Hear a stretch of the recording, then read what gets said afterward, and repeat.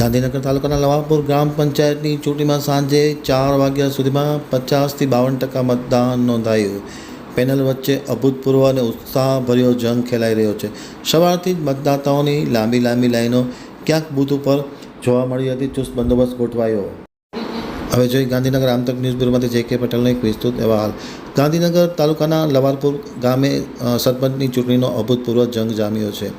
પેનલો વચ્ચે તીવ્ર રસાકસી જોવા મળી રહી છે। આજે મતદાનના દિવસે સવારથી જ મતદાનોની લાંબી લાઈનો જોવા મળી હતી। ખાસ કરીને યંગ જનરેશનમાં મતદાતાઓનો અભૂતપૂર્વ ઉત્સાહ આજે લવારપર પંચાયતની ચૂંટણીમાં જોવા મળ્યો હતો। મોટી સંખ્યામાં મતદાતાઓ ત્યાં પહોંચી ગયા હતા અને શાંતિમય રીતે મતદાન કરવામાં આવી રહ્યું છે અને બંને પેનલો મુકાબલાથી લડી રહી છે। મારું નામ હર્ષદભાઈ પટેલ છે। હું લવારપુરનો વતની છું અને પૂર્વ સરપંચ તરીકે હું અત્યારે કામ કરી રહ્યો છું। ગઈ વખતે જ્યારે હું સરપંચ તરીકે હતો ત્યારે મેં 80% એવા કામો કરેલા છે ને તે તમામ ગામની સુખ સગવડવાળી સુવિધાઓ યુક્ત બધા ગામને મેં સંતોષકારક કામ કરી અને બધા લોકોને સંતોષ આપેલો છે।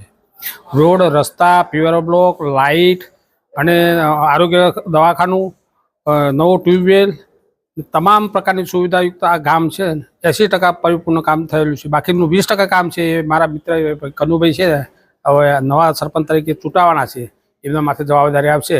બાકીના કામો એ પૂરા કરશે એવી મને પૂરી આશા છે। બોલો, કનુભાઈ કચરાભાઈ પ્રજાપતિ, હું ગામ લવારપુરનો વતની છું। સરપંચ તરીકે ઉમેદવારી નોંધાઈ છે અને હું ચૂંટાઈને આવ્યા પછી ગામની કોઈ પણ પ્રગતિનું કામ સારું એવું કરવા માગું છું। રોડ, રસ્તા, તલાવનું પાણીના વિકાસનો ગટર લાઈન અને લાઇટો અને તમારા ગામમાં કેટલા કુલ વોટ?